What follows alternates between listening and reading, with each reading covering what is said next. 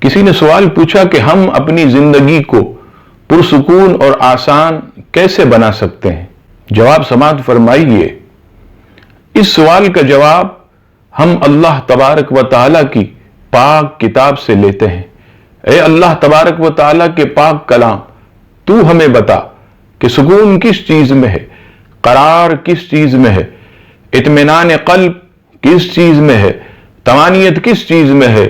اللہ تبارک و تعالیٰ کی کتاب میں ارشاد ہوتا ہے، الا بذکر اللہ تطمئن القلوب، خبردار دلوں کا چین صرف اللہ کے ذکر میں ہے۔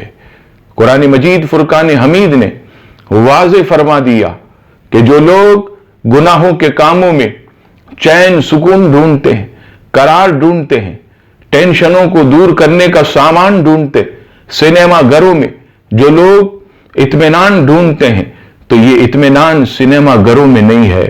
اطمینان یہ آدمی کے گناہوں بھرے کام میں پڑنے میں نہیں ہے، فلمیں دیکھنے میں اطمینان اور سکون نہیں ہے، حرام کمانے میں اطمینان و سکون نہیں ہے، والدین کو ستانے میں اطمینان و سکون نہیں ہے، کسی پر ظلم کرنے میں اطمینان و سکون نہیں ہے۔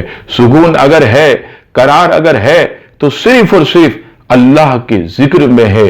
آئیے اللہ کے ذکر کی طرف بڑھیے۔ یہ ایسا ذکر ہے کہ آپ کے دلوں کی گندگی کو دھو دے گا۔ یہ ایسا ذکر ہے کہ آپ کے دلوں کے زنگ کو دور کر کے اللہ کے انوار و تجلیات کا ایسا آئینہ بنا دے گا کہ آپ پر سکینہ نازل ہوگا، اور سکون و قرار جس کو آپ ادھر ادھر ڈھونڈتے ہیں، اللہ تبارک و تعالی اپنے کرم سے وہ چیز اپنے ذکر کی برکت سے آپ کو عطا کرے گا۔